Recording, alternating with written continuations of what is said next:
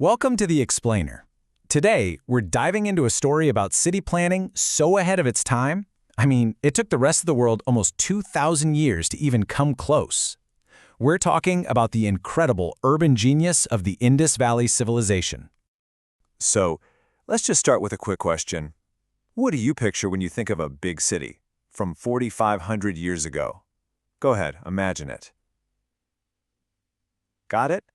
Okay, well, whatever you're thinking of, I'm going to bet the reality was way more organized and, honestly, way more sophisticated. All right, so we're jumping in our time machine and heading back to the Bronze Age. Our destination, what is now modern-day Pakistan and northwest India. This area was home to the Harappan civilization, and they built these mind-blowing cities, like Mohenjo-Daro. I'm talking about metropolises that were so well-designed they were literally centuries, sometimes millennia, ahead of their time.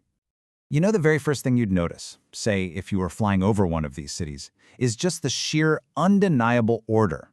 This wasn't some village that just kind of grew over time. No way. This was a city built from the ground up following a master plan.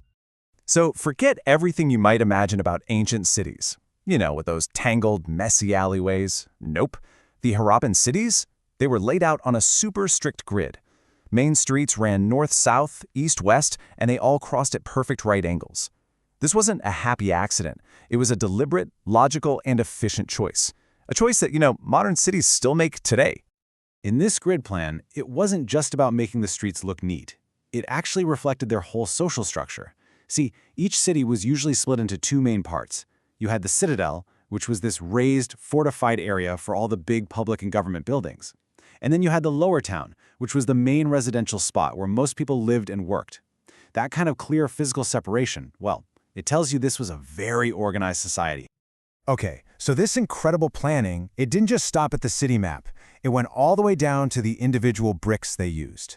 So let's zoom in a bit and look at the actual building blocks of their homes. This is where you see just how deep their genius for organization really went.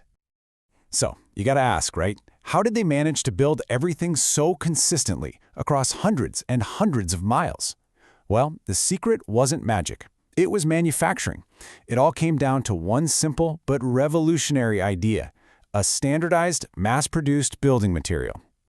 And that material was the humble brick. But hold on, these were not just any old bricks. These were special. They were kiln-fired, which made them super durable. And here's the incredible part. They were all made to a perfect ratio, 1 to 2 to 4. That's height to width to length.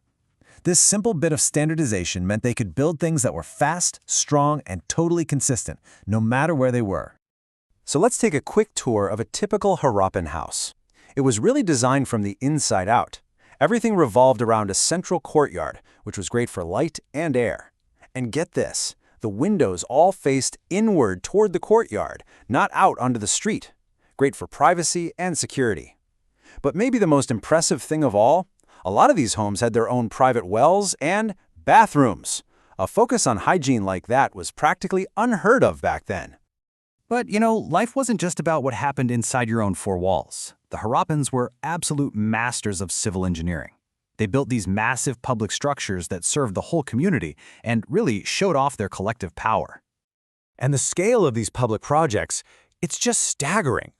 They build for their spiritual life, right? You've got things like the Great Bath, which was this amazing waterproof pool, probably for rituals. Then they built for the economy, huge granaries to store food, massive dockyards to handle trade. This wasn't just about putting up buildings. This was the core infrastructure of a really complex functioning state. When you look at all this, what you're really seeing is proof of an incredible level of social cooperation and engineering skill. It was just unparalleled for its time. These buildings are the hard physical evidence that they had a sophisticated government and a strong shared civic identity. But for all the amazing things you could see above ground, probably their most brilliant, most forward-thinking piece of engineering was completely hidden from sight. It was a secret network, running silently right under their feet. What am I talking about? They created the ancient world's first and most comprehensive municipal sanitation system. Think about that. Every single house was connected to a citywide network of covered drains. This was an absolute quantum leap for public health and city life. And the system itself was just so smart, so elegant. Here's how it worked. Wastewater from your private bathroom would flow into a covered drain right outside, lining the street. These channels were all neatly covered up with stone slabs or bricks, and they carried all the waste away from where people lived, out to cesspools. It was such a clear, conscious plan to keep the city clean and hygienic. Okay, now to really put this into perspective, think about this. After the Harappan civilization collapsed, it took almost 2,000 years for another civilization to build sanitation systems this good on such a large scale. The world wouldn't see anything like it again until the Roman Empire. They were literally millennia ahead of their time. It's just incredible. So what's the big takeaway here? What's the legacy? Well, the people of the Indus Valley didn't just build cities. They engineered a complete way of life. Their focus on grid plans, on standardizing materials, on public health, on community, all of it created a blueprint for how to live in a city that honestly still resonates with us today. And all of this, it brings us to one final kind of haunting question. A civilization this organized, this advanced, this brilliant, how could it just vanish? We still don't really know, and that remains one of history's greatest and most captivating mysteries.